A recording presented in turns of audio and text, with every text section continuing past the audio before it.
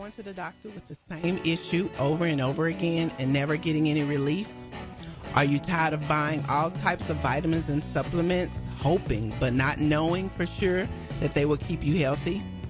Or are you getting enough of the right kind of nutrients that your specific body needs? If you answered yes to any of these questions, you need a nutritional blood analysis. With a nutritional blood analysis, we can take one drop of blood from a prick of your finger and analyze your body's nutritional needs, nutritional deficiencies, and nutritional imbalances. This analysis can provide an early warning of possible future health challenges so you can make the changes now to avoid the negative outcome. A nutritional blood analysis can be used to monitor a health challenge before and after adopting an approach to restore health and balance. It will also allow you the ability to determine the effectiveness of various approaches to restoring and balancing your health. So don't wait. Make your appointment. Stop guessing with your health. Know what works for sure. 901-602-7063.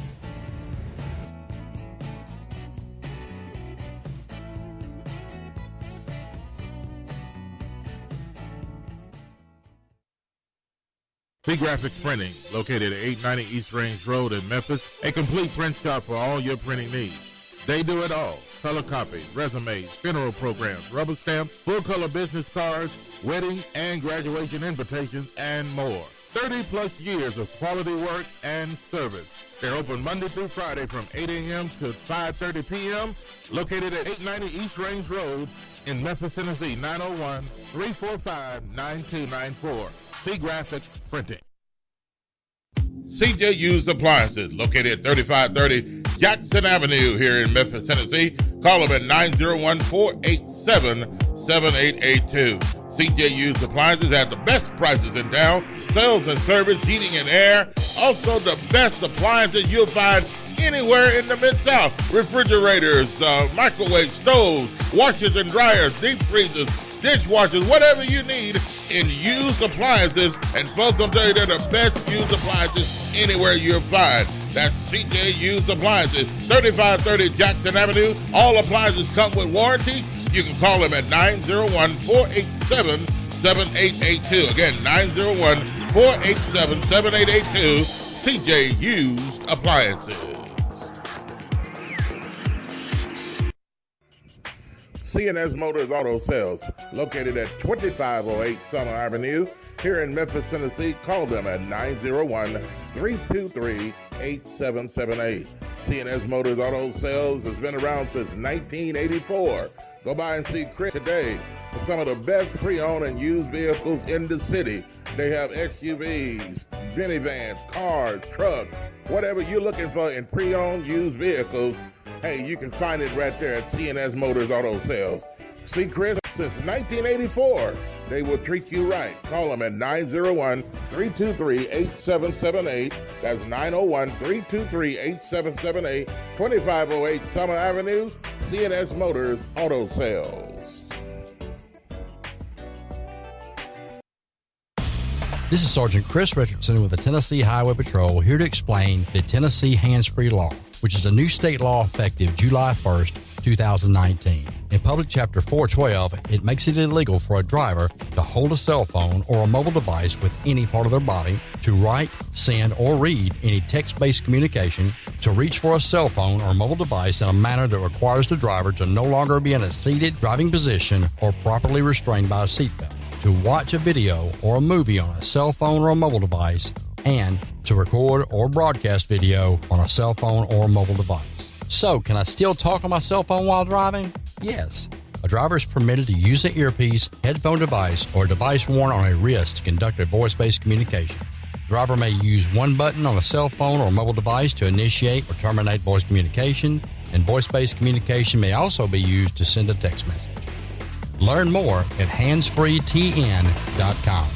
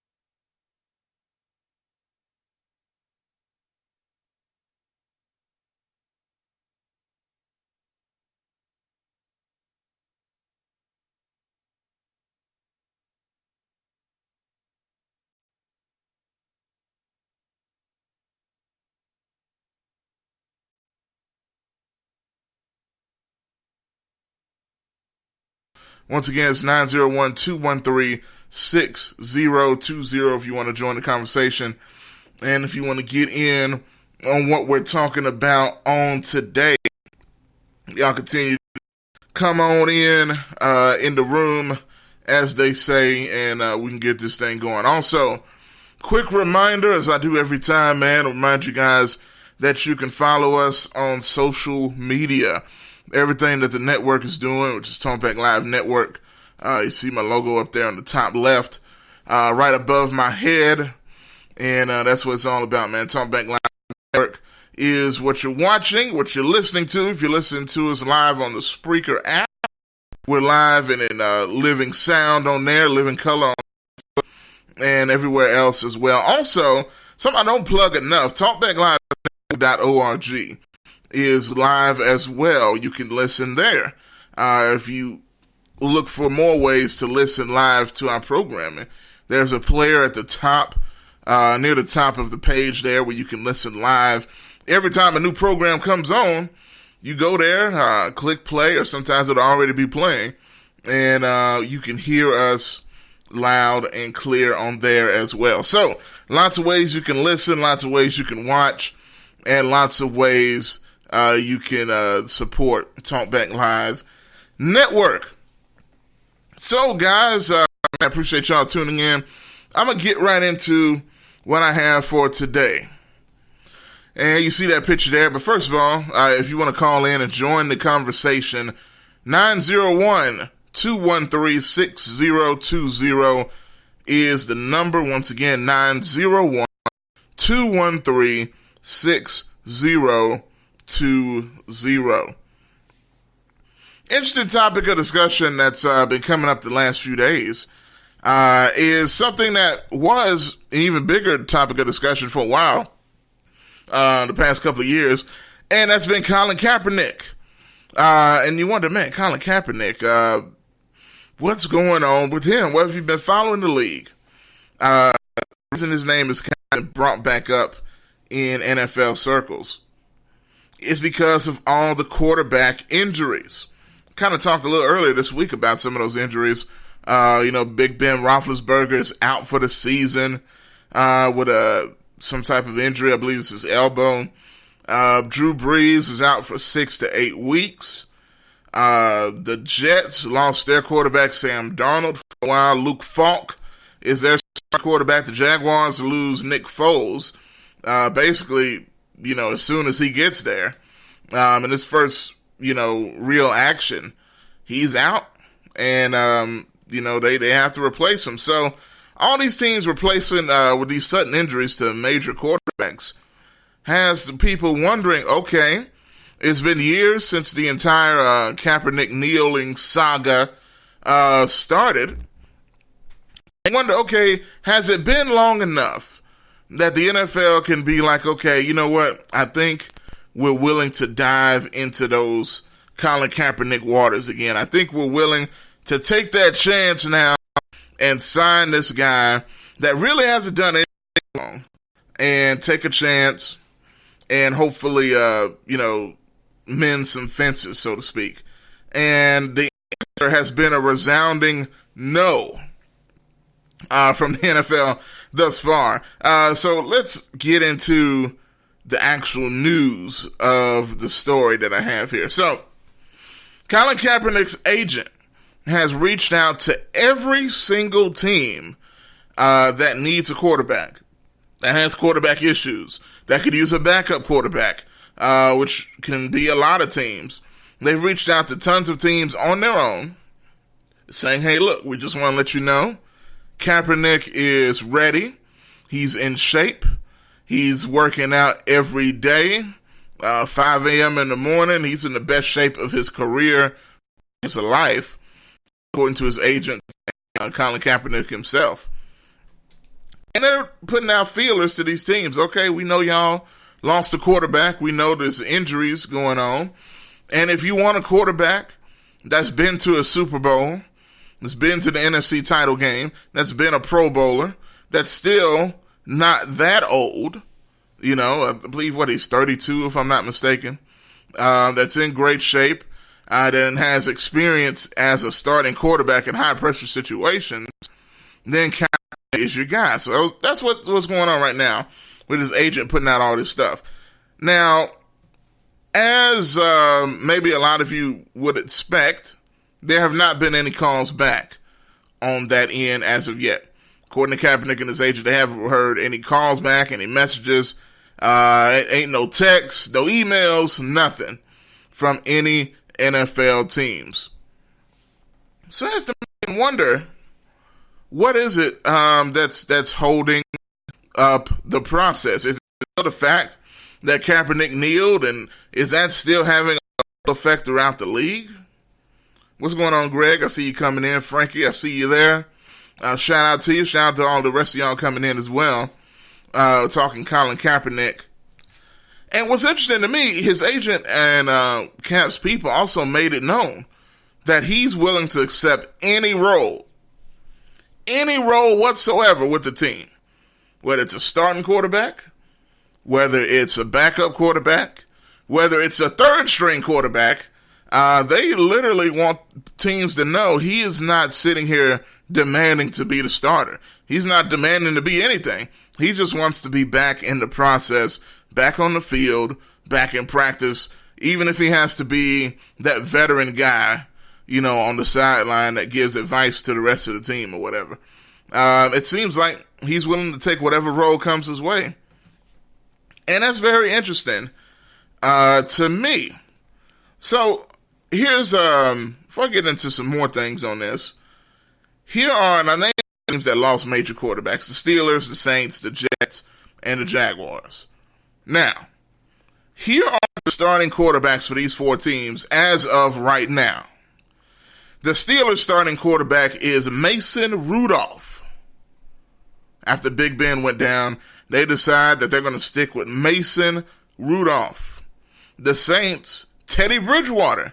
Now, Teddy has a name because he was a starter in this league not that long ago before he had the devastating knee injury and leg injury, to be honest, that could have ended his career. He's made his way back. He's the backup for Drew Brees. He's going to be playing for quite a while, unless the Saints make a move of some sort. Next, the Jets and Luke Falk. Luke Falk. Once again, Luke Falk is the starting quarterback for the New York Jets. I know the Jets have had quarterback problems for a long time, but they drafted Sam Darnold, expected to be their guy in the future. He gets hurt pretty early this year. Now Luke Falk is the starter. A little background on Luke Falk. I know none of y'all know who he is, but the reason I know is because, one, I saw him a little bit at Washington State, put up some numbers with that head coach they got up there. But secondly, he was drafted by the Titans a couple of years ago. And he was so bad, he couldn't even make the third string backup quarterback rotation. He was terrible in the preseason, and they cut him. So that's just part of that right there. And fourth, the Jaguars, their starter is Gardner Minshew. His name is Gardner Minshew. And Luke Falk. Well, there's the phone's plugged up there again, because I can hear the reverb coming in like earlier. But there it is. But so Gardner Minshew is the starter for the Jaguars. Now, all things considered, and I'm fair in everything I say. I try to be fair in everything I say.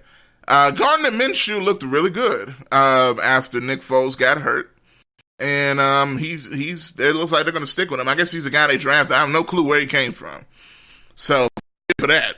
But they're sticking with Gardner Minshew over the likes of Colin Kaepernick. You look at the way things kind of went on now. Do you think it's fair that Kaepernick is still being blackballed even to this point? It's one of those things where, it seems like Kaepernick has gotten just about everything he could have wanted out of his protest. Not that he was looking for it, but he, got a big deal with Nike. He got a lot of recognition and a lot of criticism. So it's not like it's all been roses by any stretch of the imagination, and other things. But he just can't get back in the league. Should he want to get back in the league at this point? As much as he's protested against the NFL, should Cap even want to get back in the league?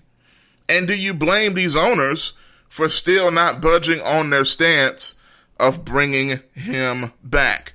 Now, one thing that cannot be denied, he would be better than a majority of the quarterbacks that are in this league, mainly the backups that are in this league, and probably close to half of the starting quarterbacks in this league. He's probably better than them.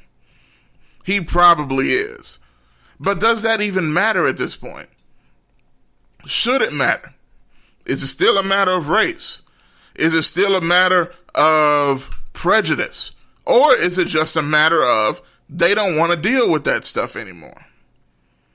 Y'all give me your thoughts on the Kaepernick situation. Greg says blackball for life.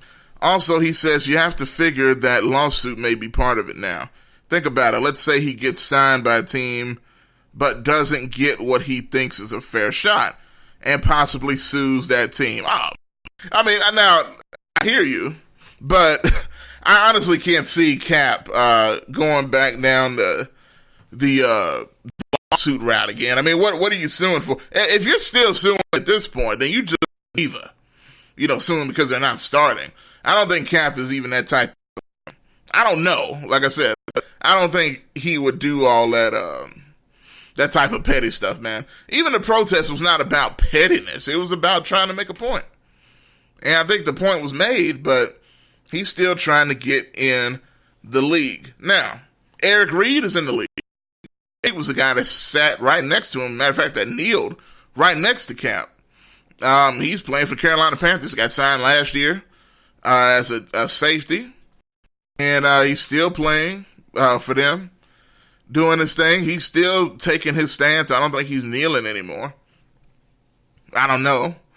But he's still taking the stance that he has. And he's been very vocal that he thinks the NFL and a lot of these owners are being cowards by not signing Kaepernick. And that must include his own team because Carolina sure isn't doing it, with Cam Newton and his injury problems. So that's an interesting parallel. And before I get to the next point, I'm going to read Greg. Greg says, I don't think you do that, but you have to think teams think that as a possibility. Yeah, probably. Probably. I just think they don't want to deal with the Kaepernick experience. And I don't think it's really Kaepernick's fault, but you know what comes with signing Kaepernick. All the media in the world is going to be hovering around your team. That's CNN, that's Fox, whatever other news you can find, whether big or small. You're going to be the center of the universe. When Kaepernick gets signed, and all eyes are going to be on you. They're going to scrutinize every move you make involving Cap. So on that side of it, I kind of get it. But it's going to be interesting to see how this thing continues to evolve as time goes on. Now, I'm going to ask this question, y'all. Your boy, Jay-Z. The question was raised by some different people, and I'm curious to know what y'all think about it. Jay-Z and his role with the NFL now. As y'all can see, there's Jay-Z and there's Kaepernick. Jay-Z had stood behind Kaepernick for a long time. Very vocally against the NFL. It's all been documented and on record. Now Jay-Z is a part of the league in a different capacity and, head of the entertainment for all this type of stuff for the halftime show and whatever. Possibility of being an owner, having a majority stake in the NFL team at some point. I know that's a carrot they're kind of dangling out to Jay-Z right now. And he, he's got a business relationship with Roger Goodell. And at this point, he seems like he does not want to mess that up. But with the position that he has, his position of influence, do you guys think he should use that to get Colin Kaepernick signed? Or is that his job? Should he have to do that? And I've heard both sides of this story, this sides of this line. And I'm curious what y'all think, man, because, you know, it's one of those things where, and Jay made it known, he, you know, did the press conference with Roger Goodell, the NFL commissioner, that this ain't about Cap getting a job. This is about other things, more actionable items, was the quote from Jay-Z. Would it be a good actionable item for Jay to go ahead and tell the commissioner, hey, look, I think we need to get this past us now. I think we need to move past this issue. But the only way we really move past it is by signing Kaepernick. And I think, honestly, this question is just going to keep coming up. It's been coming up for years now. Anytime there's been a major injury in the league with a quarterback or anything like that, it's been news that, hey, Kaepernick's still out here. Kaepernick's still out here. Are they going to sign Cap? Are they going to reach out? Are they racist for not doing it? It would almost be worth the effort to just sign the guy and, you know, have him on the bench somewhere and let him let that conversation end. Or will it end? Will that raise more questions? Let's say Kaepernick, kind of really going along the lines of what Greg was saying. If Kaepernick rides the bench behind a quarterback that people feel like he should be starting over, does they start an uprising with the fans again? Now that he's in the league, they won't stop until he starts. Who knows, man? There's so many layers to this whole thing. But, you know, I'm like this. I don't have a problem with Kaepernick, but I'm not gonna boycott the league because of this situation. And in case y'all didn't know, that's been another option that's been put out there. What's up, GKP? Good to see you. With the Kawhi quote that you always do. I know you're looking forward to basketball season with the Clippers and everything. But y'all let me know what you think. Kaepernick, do you think he deserves to be in the league? You know, should the NFL sign him? Should it be Jay-Z's duty to make sure Kaepernick gets signed since he has a job in the NFL now? He has a position of influence in the NFL now. Now, of course, he's not like a owner or anything, but he is an influential personality in the world that has an agreement with the NFL business-wise. So, y'all let me know what you think about that. But personally, the calls to boycott the NFL at this point, what are you really doing it for? Really? Saw an article right before the show saying it's, you know, bringing back calls of boycotting the league because of this stuff.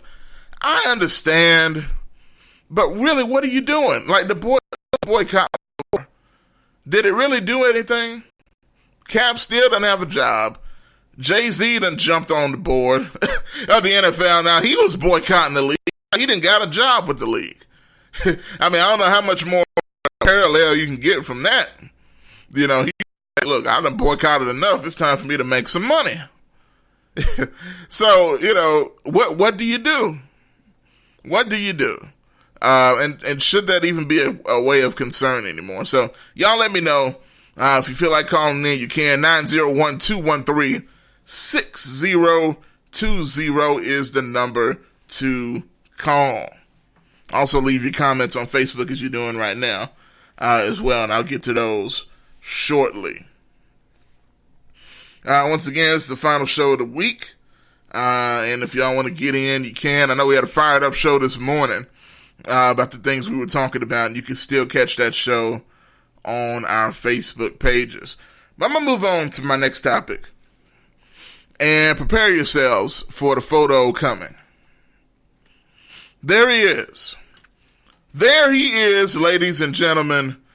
The man himself, the legend, the future Hall of Famer, Eli Manning.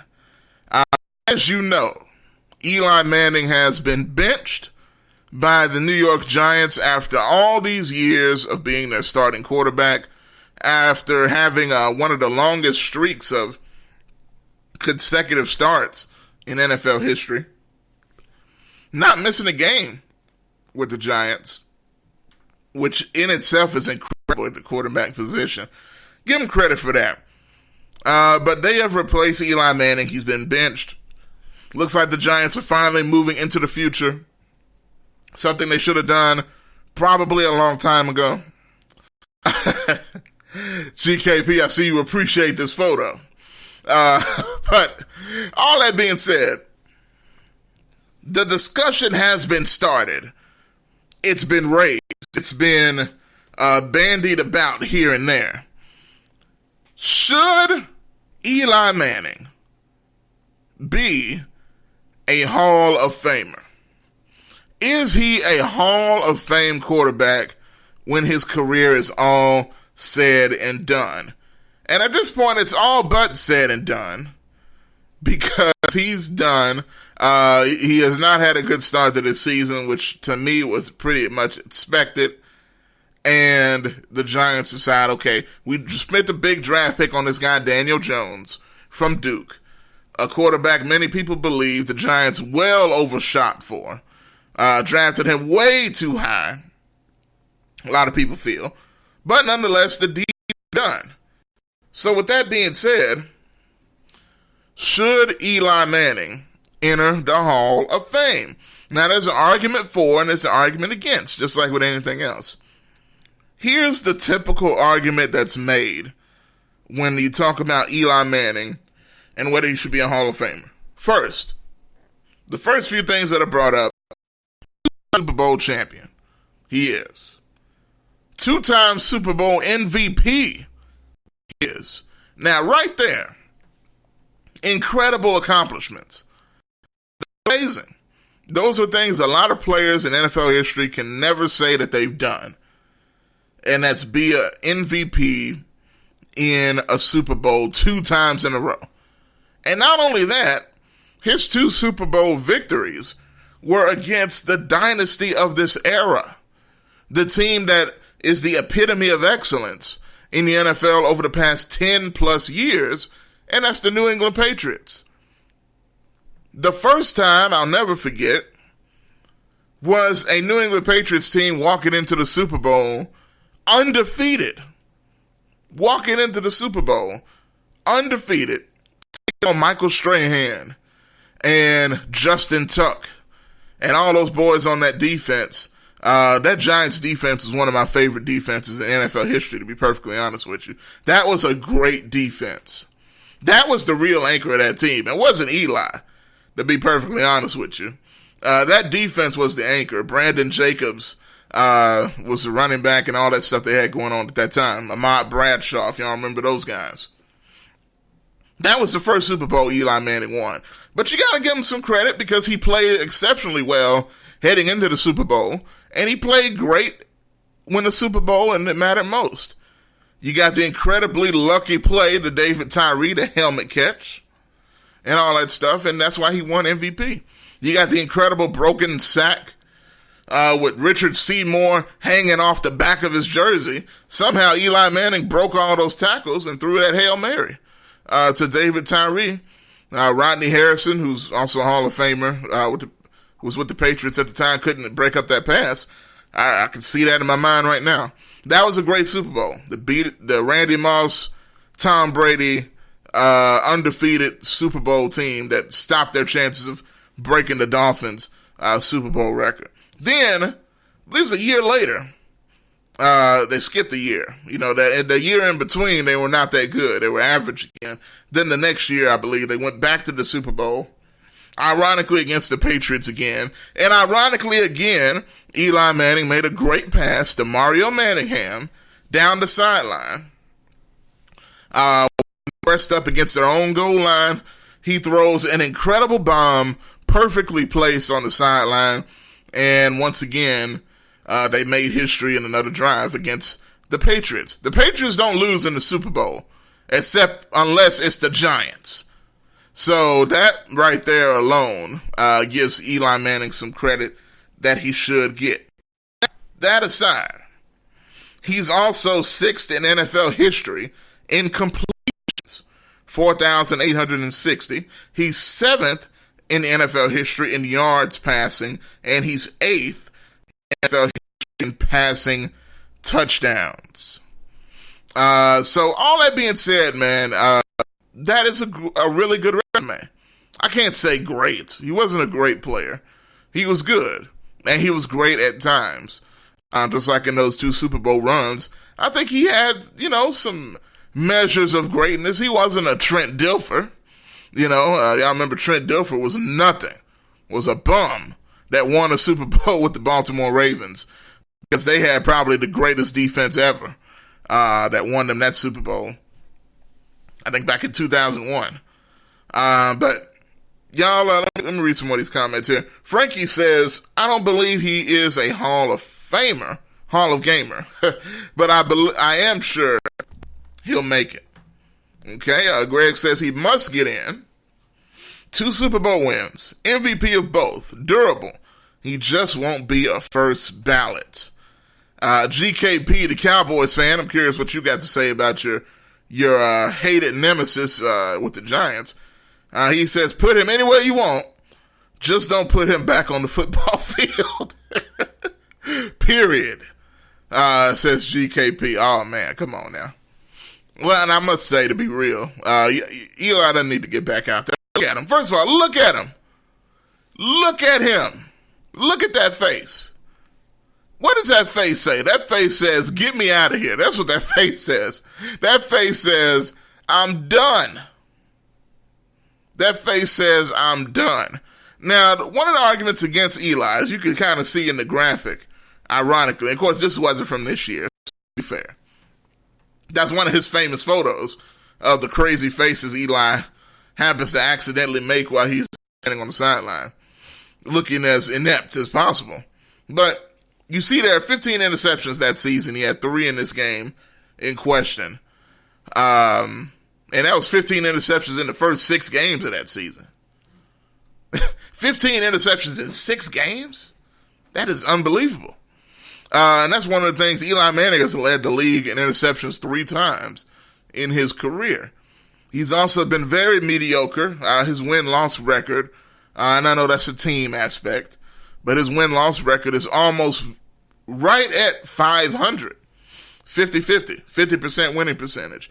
His completion percentage is one of the, if he were to make it to Hall of Fame, would be one of the worst to make it into the Hall of Fame. He wasn't even average. Over his entire career, his completion percentage was 60, which is not even considered average among quarterbacks of all time. Not just Hall of Famers, but quarterbacks, period, of all time. He's average in a lot of categories. Eli was not Peyton at all. He was talented, but he was not Peyton Manning, and I don't think, anybody should be held to the Peyton standard, even though he has that same last name. But, I don't know, man. I think it's up to interpretation when it comes to Eli and making the Hall of Fame. To me, I think, I'll put it this way. I'll go the Frankie route. I think he's going to make it regardless of what people think. I think he's going to make it in because of those 2 Super Bowls, especially those 2 Super Bowls being against the Patriots both times. Kind of a Patriot killer, I guess you could say. That's what he was when it mattered most, because not too many other people were ever able to do that, no matter how great the team was. Even, you talk about Seattle couldn't do it. You talk about the St. Louis Rams couldn't beat the Patriots in the Super Bowl. You talk about, I can't even think of all the teams the Patriots beat in the Super Bowl. It's been so many over the past few years. The LA Rams last year couldn't do it. The Atlanta Falcons couldn't do it. Don't even get me started on that one. The 27-3 game that Atlanta blew to lose the Super Bowl. So it's something to be said for Eli to consistently get that job done. So we are where we are, and we shall see where we end up as time goes on. Now, it's up to Eli as far as the here and now with Eli. Daniel Jacobs is the quarterback now. Daniel Jones is the quarterback now. Eli has a no-trade clause in his contract that he can waive if he wants to, since he's now been benched, and the Giants are unlikely to change their mind at this point. You would think, okay, there's several teams that are already showing interest in Eli, and, should he even want that at this point? in his career. He would still be an upgrade for some teams out there with all the terrible quarterbacks. So we'll see what happens with Eli and whether he decides to waive his no-trade clause. He hasn't done it yet, so we'll see. Last thing I want to get to here in the minutes remaining in the show. It's kind of flown by already. Here, got about 10 minutes left. Tonight, NFL Week 3 starts. Tonight, Titans-Jaguars. Tonight, AFC South Showdown on NFL Network. Marcus Mariota going up against the great Gardner Minshew for the Jacksonville Jaguars. Going head-to-head in this AFC South Showdown. I gotta tell you, I try to be real. And last week was frustrating as a Titans fan because of everything that went into it. The McNair and Eddie George jersey retirements. The big anticipation of playing the Colts without Andrew Luck for the first time in several years, where Andrew Luck has beaten us every single time. Our chance, after coming off one of the biggest week 1 wins in the history of the team, I think, and one of the biggest week 1 wins of the season out of any team. What they did to Cleveland, the Titans. So much anticipation was going into that week 2 matchup against the Colts. And it's a division game. Games that you can't blow, and the Titans blew it in the worst way possible in that situation. So I am not as hype about this game as I should be. I'm just not. I hope they win. And this is only week 3. And I know, you don't trip. It's only week 3. It's early in the season. I agree. And I think the Titans will win this game. But here's the problem. I am sick and tired of mediocrity. I'm sick and tired of all of this other stuff going on, when it comes to Marcus Mariota. Because here's the thing. I love my Titans. I'm a fan of Marcus Mariota. I was reading a comment there, a message. I love the Titans. I love Marcus Mariota. But the thing is, he's in year 5. And year 5 means, of his rookie deal, means his contract is coming up soon. Coming up this year, as a matter of fact. This is the year the Titans decide whether to give him a huge contract to be their quarterback of the here and after, or they cut bait and move on and try to find somebody for the future. And I don't know where I stand right now, because I've been a believer in Mariota for years. I actually originally, when they drafted Mariota, I wanted to draft Jameis Winston. Saw the similarities between him and Steve McNair. And plus he had this leadership qualities, personality. I wanted Jameis Winston to be the quarterback. They drafted Mariota, the pretty boy out of Oregon who's from Hawaii. I wasn't for it. Mariota won me over. First game as a Titan, he throws 4 touchdowns in his first game as a rookie in the regular season. He won me over. Running the ball, showed a knack for winning games, being clutch in certain situations. Even if he wasn't playing great the whole game, Mariota knew how to come up clutch in certain situations and game-winning drives. So over the years, he's won me over. A couple of years ago, he had 26 touchdowns, 10 interceptions. That's a pretty good, doggone good record right there. That's a pretty good ratio for a young quarterback. It was also the year that the Kansas City Chiefs in the first round of the playoffs with Mike Mularkey as their head coach. And then we proceeded to get crushed by the Patriots afterwards, which led to Mike Vrabel, which I think was a good thing in hindsight. But all that being said, Mariota showed signs of becoming something. But now in his 5th year, you can't be sitting there holding the ball for 6-7 seconds and getting sacked 20 yards behind the first down line. You're 5 years into your tenure as a quarterback, and Mariota says after the game, I have to learn to get rid of the football. No. At this point, if you ain't learned that by now, you're probably not going to learn it. And that's a bad sign. Hopefully, I'm wrong. Hopefully, he proves me wrong. But I'm feeling a little more worried than I ever have been when it comes to Marcus. But it's early in the season. A lot of great quarterbacks have had bad games at this point. So we'll see. Today's a huge game against the Jaguars. Once again, you see the time on the screen there. At 8:20 Eastern, which is 7:20 Central, NFL Network. Y'all be sure to check it out. And I'm going to be looking forward to that still, all things considered. And tighten up indeed. So, there's more football coming up this weekend that I'm looking forward to. And here's the thing. Here's a rivalry that's coming up this weekend that it used to be the center of college sports. It used to be what college football was all about. When you talked about this rivalry, you were talking about great teams at their best going head to head. That's what this rivalry used to be. And I only had the picture for this one, but I'm just going to talk for the last few minutes.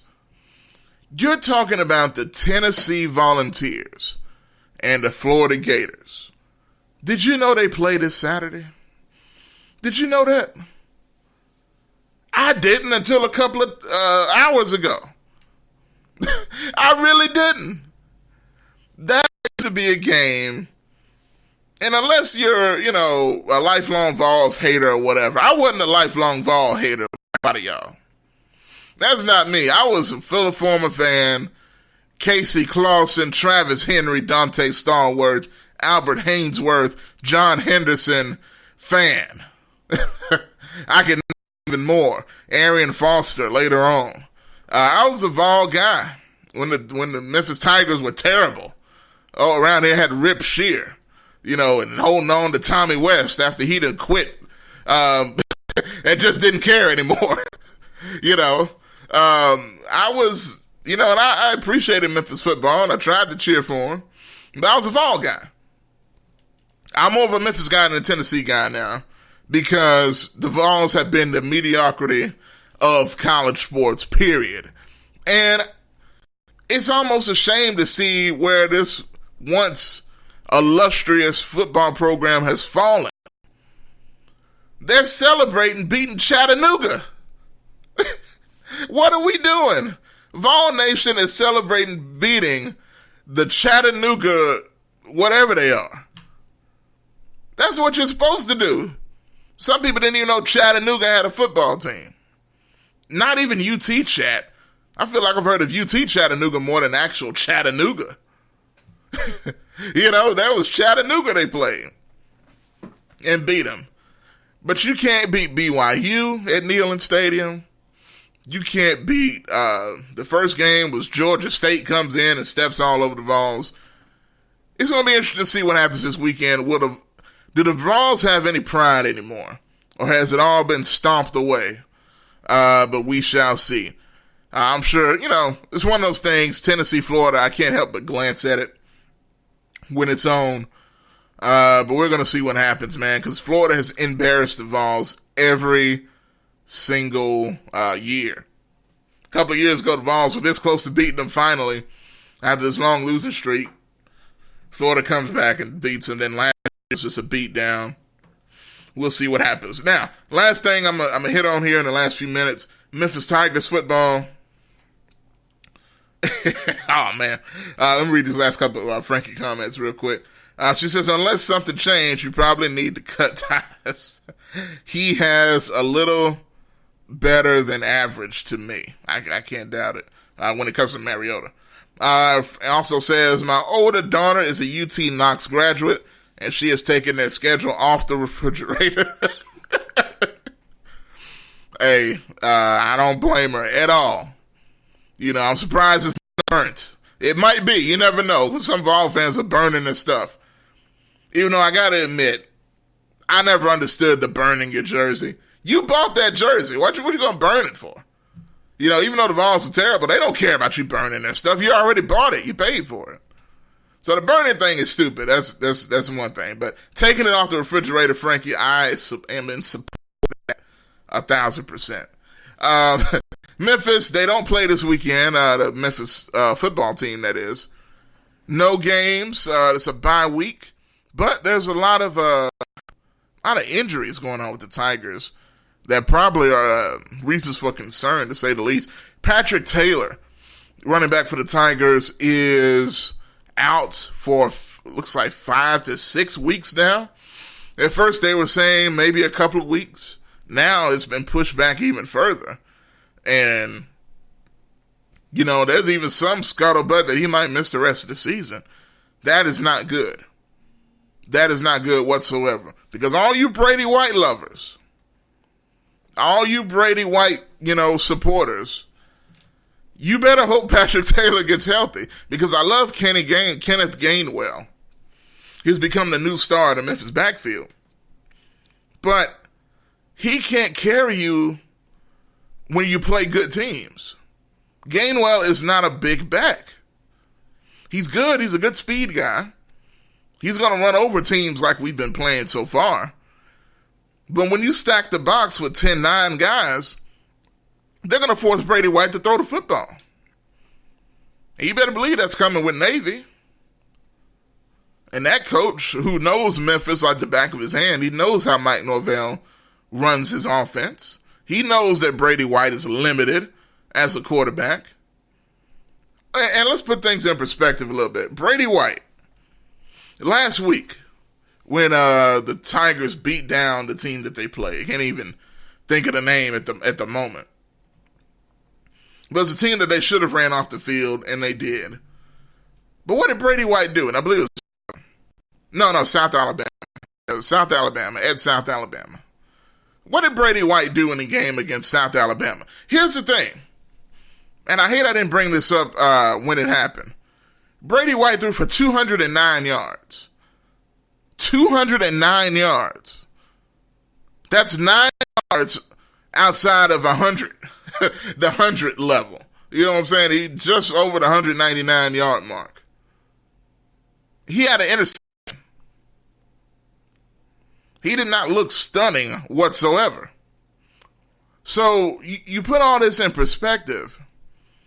How good is Brady White really? I think I've been right all along. And more, going back to Frankie's talk about average, Marcus Mariota's reminding me a little bit of Brady White now. But we'll see. Next week, I believe it's next Thursday, Tigers take on another real opponent. First one since the Ole Miss game. And that's Navy. Navy's always giving Memphis problems with the way they run the ball, with that overly creative offense that they have. So we will see whether Brady White and Mike Norvell can get it together. But the good thing about it, the Tigers are relying on that defense, a defense that's third in the nation in a lot of categories. That's top 5 in the nation in other categories, averaging opposing teams averaging 110 yards per game throwing the football. That's incredible. That has been amazing.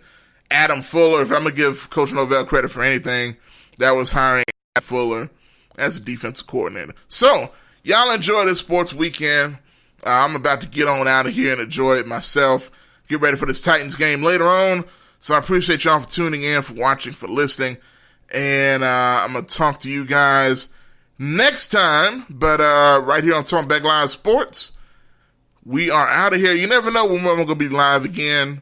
So keep it locked on Spreaker, TalkBack Live Network. Keep it locked on Facebook, Facebook Live, TalkBack Live Network, and TalkBack Live with Bob and Josh. But until next time, I will talk to you guys next time.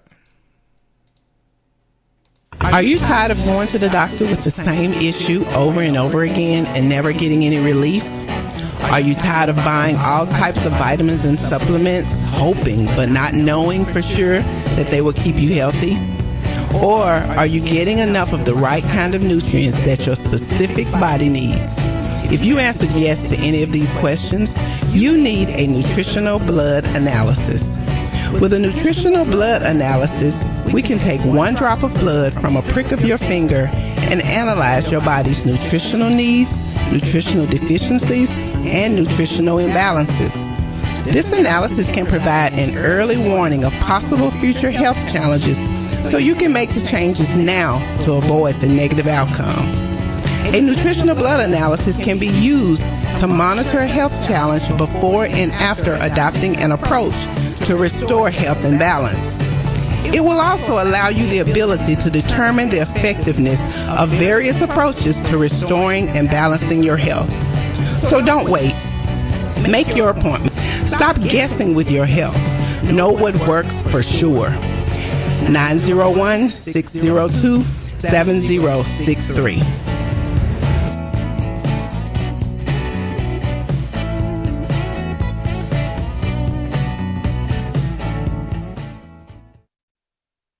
Graphics Printing, located at 890 East Range Road in Memphis, a complete print shop for all your printing needs.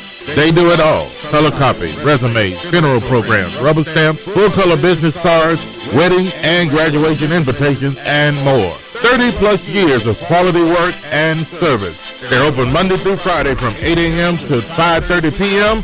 Located at 890 East Range Road in Memphis, Tennessee, 901-345-9294. Graphics Printing.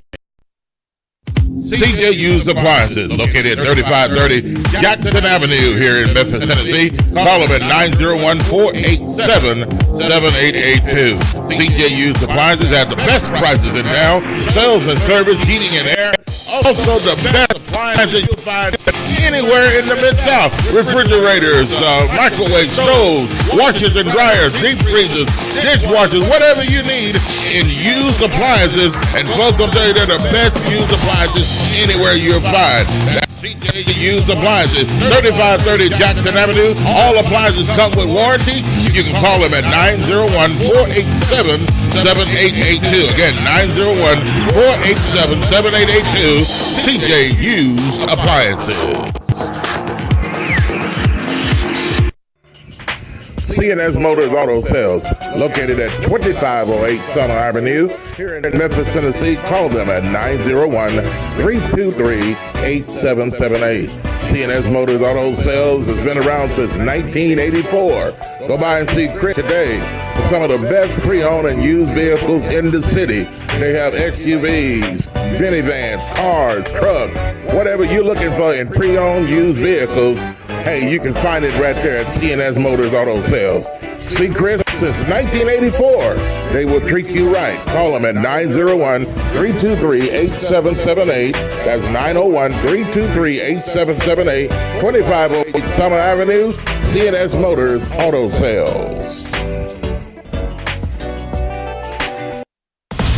This is Sergeant Chris Richardson with the Tennessee Highway Patrol, here to explain the Tennessee Hands-Free Law, which is a new state law effective July 1st, 2019. In Public Chapter 412, it makes it illegal for a driver to hold a cell phone or a mobile device with any part of their body, to write, send, or read any text-based communication, to reach for a cell phone or mobile device in a manner that requires the driver to no longer be in a seated driving position or properly restrained by seatbelt, to watch a video or a movie on a cell phone or a mobile device, and to record or broadcast video on a cell phone or a mobile device. So, can I still talk on my cell phone while driving? Yes. A driver is permitted to use an earpiece, headphone device, or a device worn on a wrist to conduct a voice-based communication.